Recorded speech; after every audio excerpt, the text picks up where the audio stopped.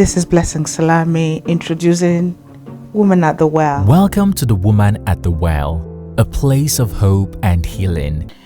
Hello everybody, good afternoon, good morning, good evening, depending on your time. This is your host, Woman at the Well, is Blessing Salami again. Hi.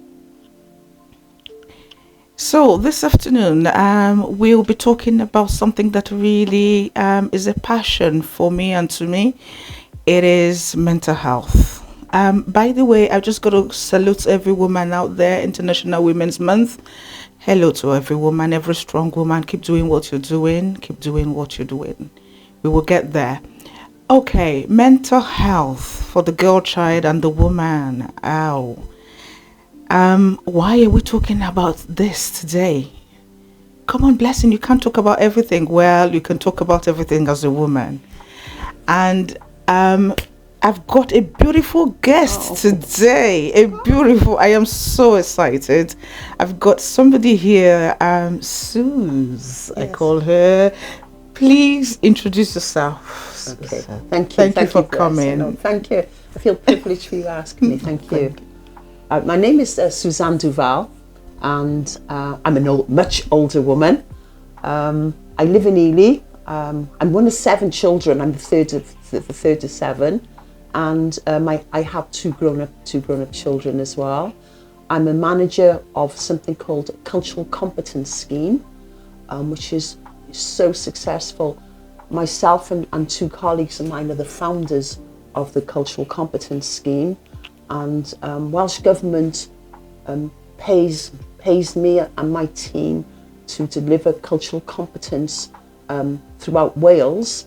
We have every health board signed up to the scheme, and we have some private organisations, voluntary sector organisations. We have about 160 different areas of work signed up to the scheme, but we're working in Guernsey as well, some places in England, and we've even done some work with Southern Ireland as well around cultural competence. So, and I've been doing this since about 2017, but since the year 2000, I've been working around Black mental health.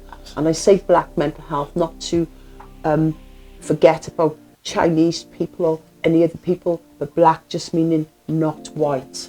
So we can say Black, Asian, minority, ethnic people is who I work with. Been working with most of my life anyway, and as a Black woman myself, that's part of my passion, to help us to grow, for myself to grow, and for all of us to grow, really, and that's men and women. Thank you so much, Suze. It's so good to have you. Okay, I am really passionate about this, and you're one person that, whether you like it or not, believe it or not, you made me realize to look after my mental health. Yes, you did. I know it was quite short, but you really talked about it and how I can actually help myself then. So it really helped me. So why is your passion about mental health so unique? Okay, well, I've got a passion for it because of, and I suppose you don't realise until you're older, but from about the age of 3 up until about the age of maybe 12, 13, I've had some really, I want to cry really, but some really bad things happen to me. And then from about the age of 26 until 30, really bad things happened to me. And during that time between 26 and 30, I thought, my words, I thought I was going mad. And then I went to see my doctor, and I just said, I think I'm going mad, and started crying, and I was living a terrible life. And I was referred to a psychiatrist and a psychologist, and even that I didn't find was helping me because I was experiencing domestic violence during those years, and the person who was doing that to me was still living in my home. So it didn't matter what I'm saying to a psychiatrist or the psychologist, because when I went home, the problem was still there. So I think that started me thinking about, oh, things not right. I'm not right in my head, and because I wasn't right in my head, my body wasn't right. either, because everybody has mental health.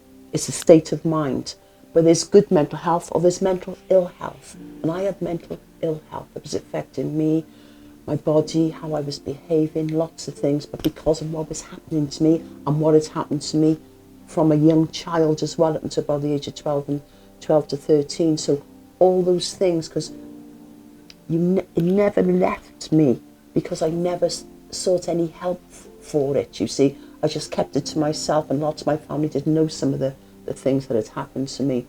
So then it turns out there's mental illness in my family anyway from other relatives. So that's when I had an interest. I thought I recognised it in myself, and I understood and had compassion for the other people that there was things were happening to. And then it's so funny because it was a coincidence, I suppose, really. My job, I was working down the docks, but I was a PA and lots of things like that. And then this job came up to be a manager for a black mental health scheme, a black mental health project. And I applied for it, and I got the job to myself. Oh, wow. I got the job, but I thought, yeah, well, I'm probably at the top of the tree, really. That's why I got it. But I did get it, and from then I started learning a lot more, not just about mental health, but the difference and the disparities around mental health services for white people and mental health services for black people. Because although we might be going into the same service, like black men, black women have 4 times higher incidence of being subject to the Mental Health Act than white women. And it's the same with black men. And then we've got the disparities in maternity and pregnancy, where black women die 4 times higher than for white women, and for Asian and mixed heritage women is 2 times higher than for everyone else. So all those things can bring on mental health, of course, because look what happens to the family, what happens to the children.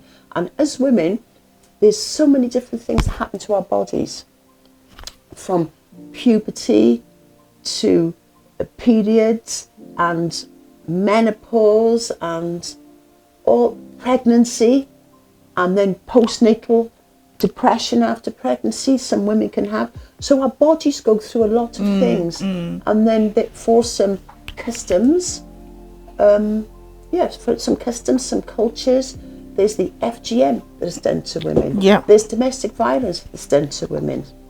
And there's the forced marriages, or the children, the young girls forced into marriage. So as women, we carry a lot, we put up with a lot, and there's a lot happening to us. So it's no wonder that a lot of women, we might go through, or we do go through these different stages, whether we speak about it or not, but it's what we do and how we cope with the things that happen to us in our lives. Absolutely.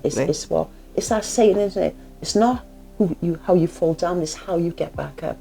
And I'm a true believer in that. So things I did to help myself, I think, was about, admitting to myself that I needed some type of help with the way that I was living, because what I was subjected to. Admitting to the doctor, I think I'm mad. I went, well, I wasn't. Not mad as in the word, because that's a slang word really, but I wasn't right. I was not right in myself. And then getting that job, I think, and then with the wet to being the manager, and then researching things. Absolutely. Thank you. I'm going to pause you here because thank you so much for this, enlightenment. Well, you talked about experiences you had. The world is watching. Women are out there crying. Most people don't talk about, our culture, we're meant to be strong. Yes. We're meant to be strong. No matter what happens, remain strong. That's how we know a black woman. Yeah. So are there experiences you can actually share, to make somebody think, okay, I've been through this, or okay, this Suze actually said this, and an experience you can, please. Well, there's lots of things I can say. When I was 3, lots of things happened to me. But when I was 3, I got burnt. I was in a fire, I was sitting on a grate, I say my own fault, but I was a 3-year-old. I was sitting on the grate and I remember Mama saying to me, don't keep sitting on the grate. Even though we had coal fires in those days, isn't it? And the fire had gone out. But this was in the daytime and I was sitting on the grate. And next thing I know, a cinder must have fallen out of the fire and my dress was on fire. And then I remember Mama calling for the neighbour next door, and the man came in and he rolled me like on the carpet to put the flames out. And then I was in hospital. It used to be in Chepstow, St Lawrence Hospital for burns. I was in there for a while, and of course none of my family could drive, so I was just there as a little one. But I used to have these hospital visitors, but they're just strangers to me, and I didn't know how long I was there for. And then that was 3, and then when I was about 5 years old, I got scalded, and that was over my back as well, scalded by a big pan of water. Again, I say my own fault. Mama, don't keep sliding across the kitchen floor. She was coming with it. So that happened to me. And then from my extended family, someone who my auntie was with was sexually abusing me. So that, my mother never knew. My mother never knew. I know I kept that to myself. My auntie didn't know, relatives didn't know, because you keep it to yourself, you feel ashamed, those things. So those things, and now, and I'm talking about, and it's the first time I've spoken about this publicly, because I thought, I'm not going to keep feeling ashamed. I was a child, I was a victim, but for years I felt dirty, and I kept that to myself. So this is the first time I've ever said this publicly. Can you hear that, people? First time breaking the ice. Yes. So you are not alone. Molestation is real. Yes. But don't feel ashamed to talk about it. Yeah. Do not feel ashamed. Do not feel embarrassed. Do not feel guilty at all to talk about it. Thank you so much, Sus, for that revelation. Thank you so much. So, and then one of the things that I did some years ago was I was still younger then, a younger woman, not a child, but a younger woman. The person who had done this to me, there was a program on the telly years ago with Esther Ranson. It brought out Childline for the first time. And one of the things they talked about was, if you can, face that person, confront them. And I did. I confronted that man. He denied it. And then he went, but if you say I did it, I can't remember, he said, but if you say I did it, then I messed up. I thought, I don't care. You did, and I'm glad I did that. I'm glad I did that. But again, like I said, I've kept it to myself. And some people know now in my family, but it's the first time I've said it publicly. And I want to say it because if it's happened to someone else, please, like Leslie said, don't feel ashamed, don't be embarrassed. We are victims, and don't take on that guilt of, it must be my fault, or I should have said, I should have done something. You're a child, you were young, and sometimes we're too frightened to say anything. We might be young women, we're too frightened to say anything. absolutely.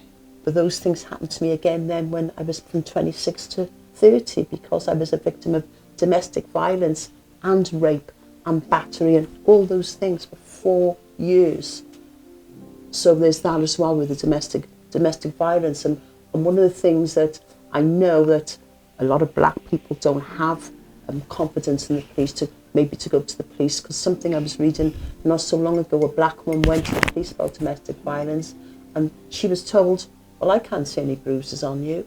So then you just belittled, dismissed, not believed, all those things. So it can be really horrific, the things that we go through, like you say, blessing, we're seen as strong women because we have to be strong. Yeah, we have to be strong. But sometimes we don't want to be strong. We want somebody to help, to lean on. Yeah. Yes, we don't always want to be seen as a strong woman. No. We want to be seen as someone who needs help as well. So don't always feel that you have to keep up this facade and be everything to everyone, because you have to be something to someone as well.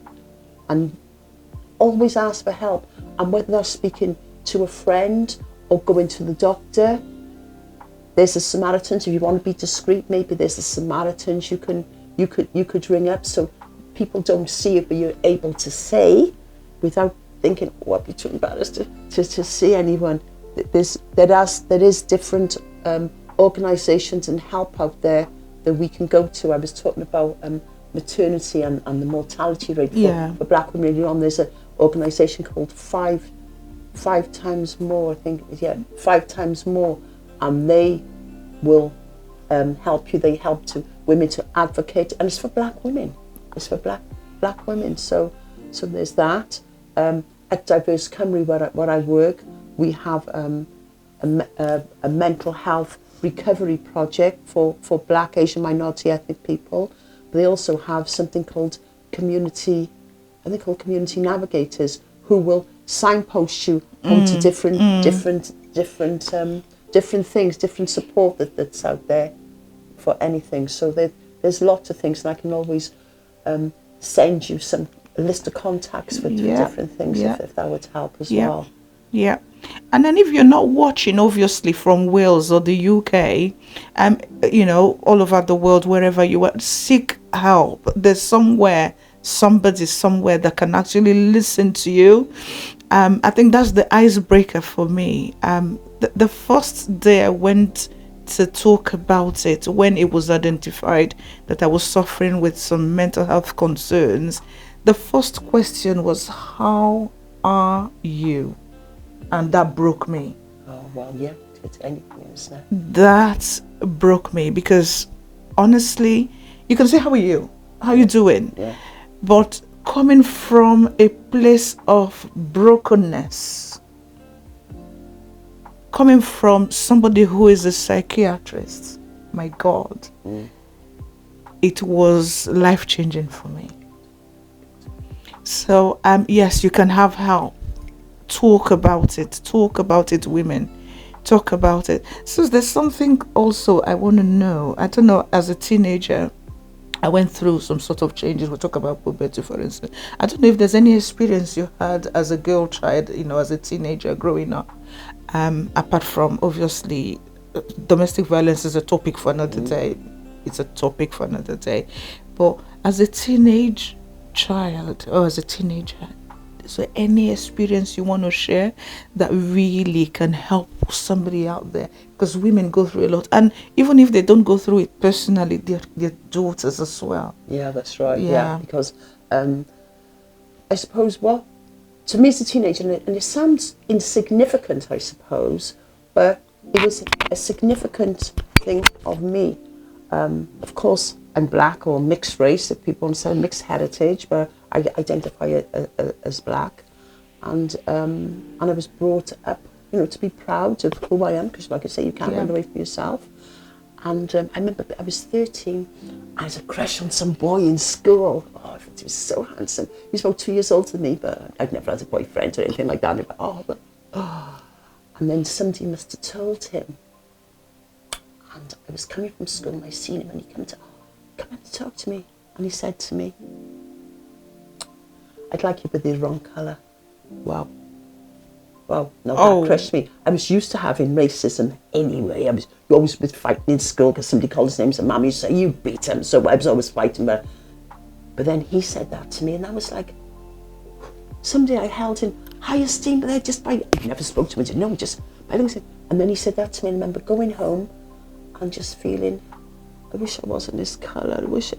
That was the first time I'd ever said that. Oh God, it crushed me. It really crushed me. And I remember I wasn't really eating, and I was staying upstairs. And Mum said, "What's the matter with you?" Or nothing. It was in my mind all the time. If I wasn't this colour, he'd like me. So I never felt ashamed of being black. And when the kids called us names, we just fought them, because that's how I was brought up. But then for somebody to say that to me, when you had a crush, your first crush? Yeah. Oh my and God. That crushed you as well. It crushed me. It did crush me. Yes, it would have. Yeah. It would have. And that's one thing about the woman at the well. Remember, she met this Jew, the Christ, and she said, "What is it that we have in common? You were a Jew. You're up there. I'm only a Samaritan woman." Knowing who you are, knowing your identity, having that confidence in who you are. Remember where you're coming from. You are a daughter of Zion. You are born of God. You are loved by God, whether people like it or not. Holding yourself to that esteem where nobody can crush you is something that can help your mental health. That's right. Exactly right. Yeah. So I kept that. So, and that's the thing. Do you know, if you don't speak about things, and I kept that to myself, I was 13, didn't understand, you get like an implosion. Because if you don't explode, you're going to implode. You have to speak about it. I want you to say that again. If you don't explode, you're going to implode. You know, you're crushing inside, you're broken inside, and you're keeping all that down, damping it down inside you.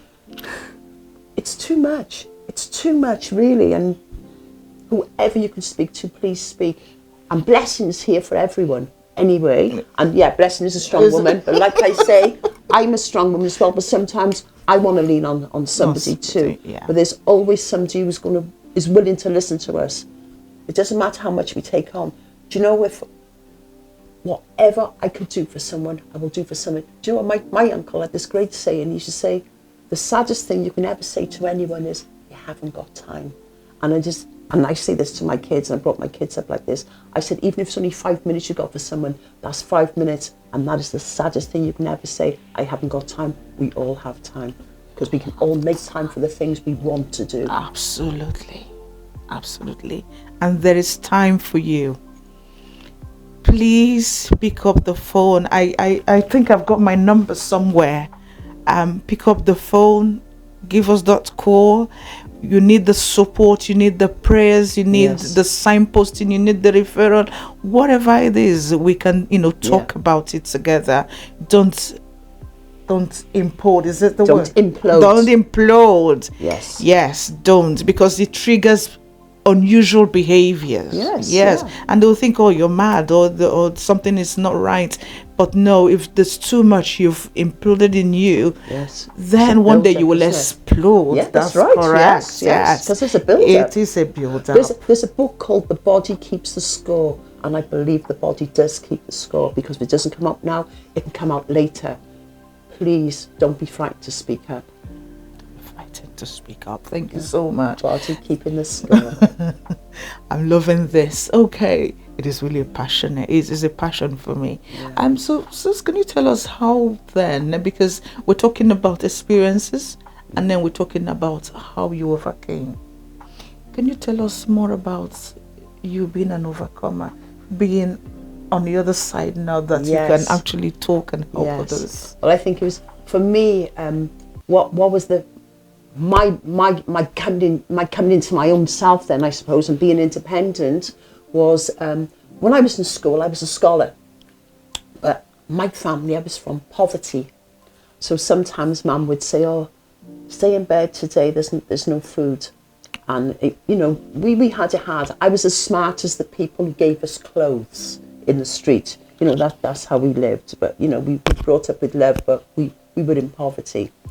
And then, like I said, I was a scholar in school. But having nothing all the time, and I loved my sister who was next to me. I'm the third, but the one that was just in front of me, oh my God, I got sort of like worshipped her, I suppose, in a way. And then when she left school, because she was in a year above me, I thought, so I'm not going to school. If Lorraine's not going to school, I'm not going to school.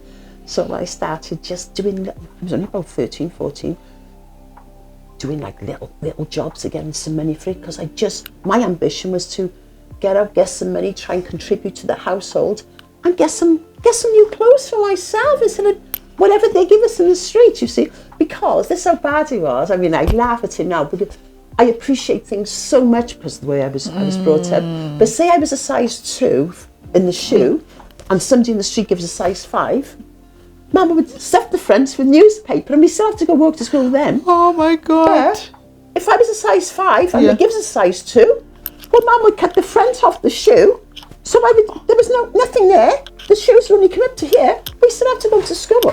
We still went to school with those things. So like when I say, well, your mummy had nothing, we had nothing. So that was my ambition, to get a job, do things. So that's what I did. And I could have had qualifications for school. I didn't have any qualifications because I just left and done my own thing. And then I got married, and that wasn't really working out. And I had our daughter, which is my oldest daughter, Natasha, and I remember then thinking, I was always good in school, and I seen other kids who was in like lower class than me, not as good, but they had good jobs. I thought, well, what am I doing? Because up until that point, I was doing cleaning or working in the market, and I had a brain that I could use. So I thought, right, because I want to be a role model for my daughter, I want to be a good example for her. And we spoke about role models earlier on, didn't we? And because I want to be a good role model for her, a good example for her, I thought, I'm going to start doing things. Use your head. So I went to a community maths class and started doing that. Then I went to the women's workshop and to learn about using word processors and that kind of thing. And then I did that for a year. And then from there, in my first job then, I was a temp with HTV Studios. I did that. Then I got a job with a friend of mine was leaving, and she's going to be a chief executive of this organisation, used to be called Full Employ Wales, and I was based down the docks. And she got that job, and she contacted me. She goes, "Oh, Suze, do you want a job here?" So I started off as receptionist there. I ended up as being the chief executive's PA, because I went on different courses. I did a shorthand course and word processing course, going to college. I did a higher diploma in admin procedures and all those things. God. I just worked myself up. And then I left there. Then I was on secondment to something called Mewn Cymru, MEWN, which is Minority Ethnic Women's Network. But Mewn is also a Welsh word meaning within. So I did that. I was only supposed to be seconded for a year to the Equal Opportunities Commission, but I was seconded for 2 years because they didn't want to let me go.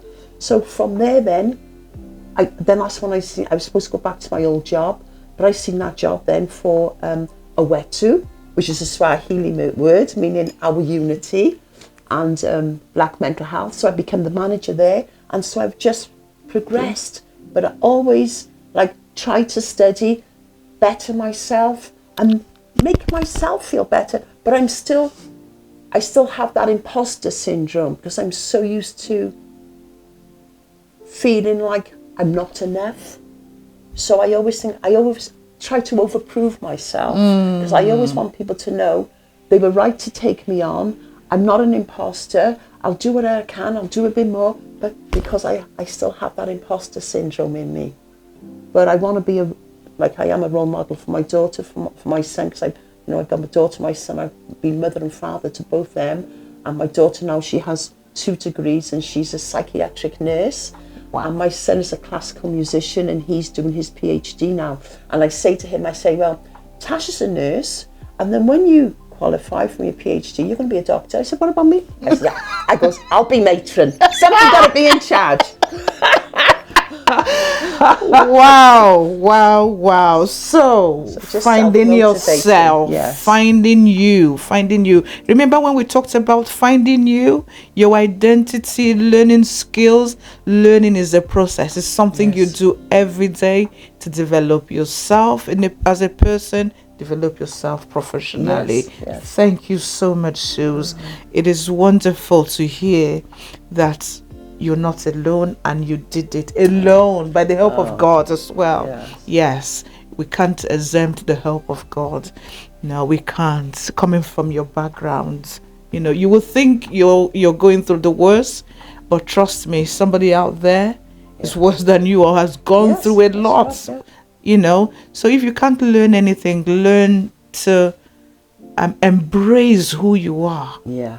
Don't be ashamed. And don't be ashamed. Don't be ashamed. And I want to thank you as well, Bethan, for giving the opportunity, because it's the first time I spoke publicly about lots of this thing, and because we're speaking as friends and as a conversation, I felt easy to be able to say it. And because I want to empower girls, women, to say, I've come through it, and I've come through some horrible things. Please, if we can help in any way, let us know what we can do. Yes, please. And can I add, you've got an award from the Queen, the Royal. Yes. Yeah, go on. Tell us about. And that's all about the mental health as well. You're championing mental health. Yes, for the British Empire Medal I got for my work in Wales around black mental health. Yes, because for about 3 years, I worked in not just black mental health, but also black people, black Asian minority ethnic people, and dementia. So in 2016, I wrote a cultural competence Absolutely. toolkit, which is a toolkit to help practitioners understand, work with, enable them to know there's other people with different cultures. Yeah. So how to work with them, and just to recognise biases in themselves, lots of things. So that was a cultural competence. It was the first of its kind in Wales. It I was, did that. yeah. And when I worked with dementia then, I produced 2 reports for Black, Asian, minority people, and they're the only 2 reports about Black people and dementia in Wales as well. Did it, yeah. So so that's what I had the British Empire Medal from the Queen. I want to clap. Thank you. Yes. So you can actually be in a pit today with your mental health, and then you find yourself in the palace. It's just about you finding those triggers, and then making sure you work on them, talk about them. Don't be afraid, don't be ashamed. Learn new things, learn new skills. Seek help when it is needed. Yes. Seek help if you think you're losing it. I will be doing, I think, 3 or 4 videos, about my experiences in terms of mental health, and you don't want to miss any of it. Please, I want to use this opportunity to thank all my subscribers, all the viewers. I want to thank you so much, even those ones calling, the text messages. I am loving it. Thank you so much. Please, the lines are open. You got the number, you've got the channel, you've got the Facebook and the Instagram. Please drop 1 or 2 messages there to help each other. We're here for you, and you're here for you. Have somebody to lean on, and somebody also will have to lean on you. So yes, your mental health is as important as your physical health. Thank you so much, and God bless you. God bless you.